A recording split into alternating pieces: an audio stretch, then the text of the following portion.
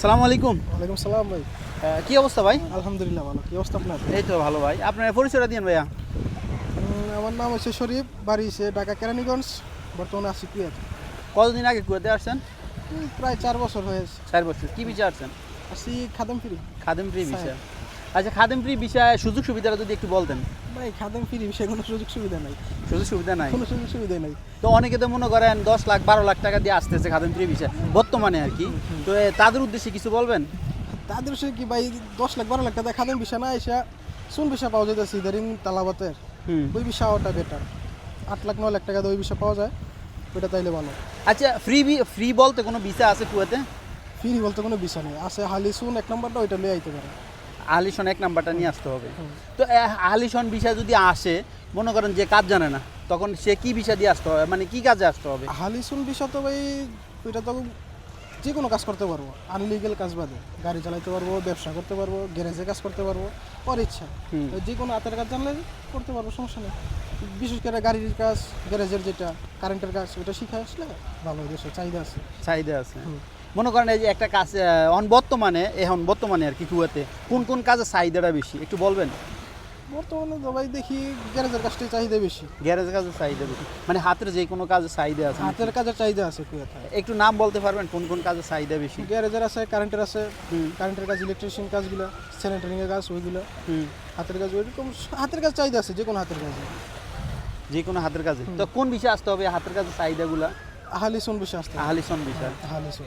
তো নতুন যারা আসবে তাদের উদ্দেশ্যে আর কিছু বলবেন, মানে নতুন অবস্থা যারা আসলে যে যে সমস্যাগুলো হয় বেসিক, ওই সমস্যাটা কি কি হয় নতুন আসলে? আপনি যখন নতুন আসছেন আপনি তো এরকম ধরনের সমস্যায় পড়ছেন। ভাই আমরা তো সমস্যায় পড়ি নাই, তারপরে যারা আত্মীয় স্বজন কেউ না থাকে কুয়েত, তাদের জন্য সমস্যা হয়। তাদের জন্য সমস্যা হয়। যদি বন্ধু বান্ধব থাকে তাহলে কোনো সমস্যা নেই। আর কোন ধরনের সমস্যা হয়? সমস্যা তো ভাই প্রচুর আছে, দালাল আছে, দালালের খপ্পরে পড়ে বেশিরভাগ। বাঙালি তো দালাল ছাড়া কিছু বুঝে না। ওইটাই তো, নিজে করতে পছন্দ করে নিজে না। করতে পছন্দ করে না, দালাল বিচারে সবসময় এভরিথিং। একটা ছোট কাজ হলেও দালালের কাছে যায়। যেরকম পাসপোর্টে মেয়াদ বাড়াইতে যাবো, ওখানে দালাল। বর্তমানে সরকার এত সুযোগ সুবিধা করেছে, তারপরে দালালের কাছে যেতে হবে পাসপোর্টে মেয়াদ বাড়াইতে। আর আরেকটা বিষয় জানেন, এখন বর্তমানে অ্যাম্বাসির প্রতি মাসে একদিন করে গণশুনানি হয়, এই বিষয়ে জানেন? না এই বিষয়ে এই গণশুনানি মানে এই যে কুয়েত প্রবাসী যারা আছে তাদের সমস্যাটা তুলে ধরার জন্য আর কি। তো অনেকে মনে করেন অ্যাম্বাসির দোষ দেয়, অ্যাম্বাসি এটা করে না সেটা করে না। দেন অ্যাম্বাসি একদিন সকল প্রবাসীর জন্য রাখছে, যার যে সমস্যাগুলো মানে সমাধান মানে তথ্য জানানোর জন্য, সবাই কথা শোনার জন্য, এবং কি সব টেলিভিশনের সাংবাদিকরাও তখন ওই জায়গায় থাকে। সপ্তাহে একদিন, এই মাসে একদিন। জানেন না? ওইটা তো জানি না, আমরা এখন অবগত না। তো এটা কি ভালো হয়েছে না খারাপ হয়েছে? এটা তো খুব ভালো, এই জিনিসটা খুব ভালো হয়েছে।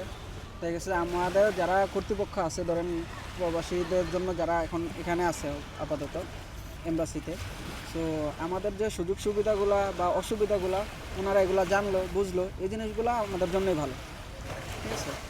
তো এটা তো মনে করেন অনেক প্রবাসীরা জানে না, তাই তাদের উদ্দেশ্যে আর কিছু বলবেন যারা জানে না তাদের উদ্দেশ্যে? বলেন বলবেন। বলেন, যাদের উদ্দেশ্যে, যারা জানে না তাদের উদ্দেশ্যে বলা যে এই জিনিসটা দেখা গেছে যে সোশ্যাল মিডিয়া অবশ্যই ছাড়া হয়েছে, বা আমাদের এম্বাসির যে পেজ আছে ওই পেজ থেকে অবশ্যই ছাড়া হয়েছে। হ্যাঁ, তাদের উদ্দেশ্যে এই কথাই যে তারা যাতে একটু সোশ্যাল মিডিয়া একটু ঘাটাঘাটি করে, বা যে নিউজগুলোতে কুয়েতের যে ইয়াতে মানে আমাদের বাংলাদেশি কিছু নিউজ পেজ আছে যেখানে বাংলাদেশিদের সব ধরনের, কুয়েতের মধ্যে যারা আছে তাদের সব ধরনের নিউজই পাওয়া যায় ওই ইয়াগুলোতে, ঠিক আছে, পেজগুলোতে।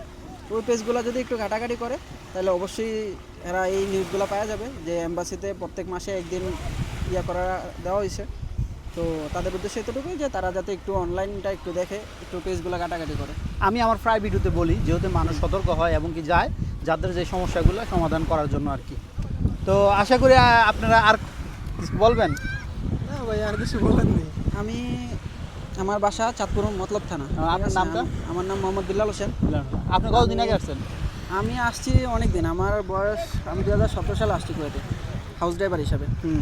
তো হাউস ড্রাইভার হিসাবে আমি আসছি, একই বাসায় ছিলাম। তো এইবার শুধু যাওয়ার পরে বাসা চেঞ্জ হয়েছে। আমি আসছি গতকালকে, বাংলাদেশ থেকে গতকালকে আসছি। তো একজন ভাইয়ের সাথে কথা হইলো, নতুন আসতেছে উনি। হ্যাঁ। তো বলতেছে যে খাদেম ফ্রি, ঠিক আছে। তো বললাম যে ভাই খাদেম ফ্রি বলতে তো কোনো বিষয় নাই। সো জিজ্ঞাসা করলাম কত লাখ টাকা খরচ হয়েছে, কত টাকা খরচ হলো। বললো যে ভাই 12 লাখ টাকা। বললাম যে ভাই 12 লাখ টাকা দিয়া নতুন মানুষ যায়া আপনি ওইখানে যদি একটু নিজে একা একা প্লেসে পড়েন তাহলে কিন্তু আপনার মহাবিপদ, ঠিক আছে? কারণ আপনার যদি আপনার বন্ধু বান্ধব বা আত্মীয় স্বজন যদি কেউ আপনাকে ওইখানে সাপোর্ট করার মতো কেউ না থাকে তাহলে কিন্তু খুব বিপদে পড়বেন। আর খাদেম ফ্রি বলতে কোনো বিষয় নাই। আপনি এই যে উনি যে বললো যে শোন বিষয়টা, শোন 1 নম্বর যে বিষয়টা, ঠিক আছে, ওই বিষয়টার কথাই আমি বলছি যে এরকম আমার একটা ফ্রেন্ড আমাকে বলছিল যে এরকম বিষয়, এই বিষয়গুলো খুব ভালো, ঠিক আছে? আমার ওরকম বিষয় সম্পর্কে খুব বেশি একটা ধারণা নেই, কিন্তু ভাই বলছে এই জন্য আমার যতটুকু আইডিয়া হয়েছে ওই বিষয়ে ওনাকে একটু জানাইলাম। বললো যে ভাই তাহলে তো ওটাই ভালো ছিল। তারপরে আমি ওনাকে আশাহত করি নাই, বলছি যে আল্লাহ ভরসা, আসছেন যেহেতু আসছেন তাহলে ইনশাল্লাহ ব্যবস্থা একটা হবেই। দোয়া করি যাতে ভালো কিছু করে রাখাইতে পারেন, এতটুকুই বলে দিচ্ছি। আসছে মোটামুটি নতুন প্রায় 20-25 জনের মতো আমাদের ফ্লাইটে ছিল গতকালকে। যাক, এই ধরনের তথ্য দিয়ে আমি দেই, কেমন লাগে এই ভিডিওগুলো? না আলহামদুলিল্লাহ খুব ভালো, অনেকেই উপকৃত হয়। যেমন এই যে আজকে যে বিষয়টা যে আমরাও জানতাম না, গণশুনানি বা বিষয়টা। গণশুনানির বিষয়টা আমরাও জানতাম না, ঠিক আছে? সো আমি যেহেতু নতুন আসছি, আমি দেশে ওরকম ফোন ইউজ করার কোনো সুযোগই পাইনি, ঠিক আছে? তো ফ্যামিলির নিয়ে ব্যস্ত ছিলাম। তো এখন আসছি, জানছি, জিনিসটা খুব ভালো হয়েছে। সময় সুযোগ পাইলে আমরা যদি কুয়েতের কাছ থেকে সময় সুযোগ পাই তাহলে আশা করি ইনশাল্লাহ যাব ওনাদের ওইখানে গিয়ে।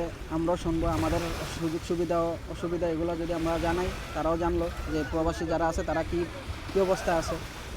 তো যাক, আপনারাও যাবেন, আপনাদের বন্ধু বান্ধব যারা আছে সবাইকে জানাবেন, আপনাদের রিলেটিভ যা আছে বন্ধু বান্ধব যেখানে যান কেন ওই জায়গায় বলবেন, বলে বাংলাদেশ দূতাবাস থেকে গণশুনানি মাসে একদিন হয়, আপনারা আপনাদের সুখ দুঃখ আলাপ ওই জায়গায় করতে পারবেন, শেয়ার করতে পারবেন। কারণ রাষ্ট্রদূত ওইখানে থাকে, মানে সবাই থাকে উপস্থিত, কারণ মন খুলে কথা বলতে পারবেন, কোনো সমস্যা নাই, সময় দেয় সবাইরই, ঠিক আছে? তো ভালোবাসি অবিরাম, সাফর সাই অল টাইম। আর কে কোন ধরনের ভিডিও চান ইনশাল্লাহ কমেন্ট করবেন, আমি দেওয়ার চেষ্টা করবো। আমরা কোন লোকেশনে আছি একটু লোকেশনটা বলবেন? এটা ফাহিল সি বিচে আসছি আমরা, ঠিক আছে? না, সুন্দর এই জায়গাটা আমরা প্রথম আসছি, দেখান একটু ঘুরে দেখান সবাই। না, পরিবেশটা খুব সুন্দরই আছে আলহামদুলিল্লাহ, মানে ঘোরার জন্য। আর আজকে কিন্তু জোয়ার আছে, জোয়ারটা থাকাতে আরো সুন্দর লাগতেছে। ভালো লাগতেছে, হ্যাঁ, এই জন্য আর কি। আর বিকালে যে মিষ্টি রোদ্রা আছে সাথে, খুব ভালো লাগতেছে। যাক, আপনার বাসা কোন জায়গা? চাঁদপুর, আমার বাসা এখানে জাহারায়। জাহারাতে? মাশাআল্লাহ, অনেক দূর জাহারাতে। আপনিও কি জাহারায়? না, আমার রওদা। রওদা। যাক, অসংখ্য ধন্যবাদ, আর সবসময় পাশে থাকবেন।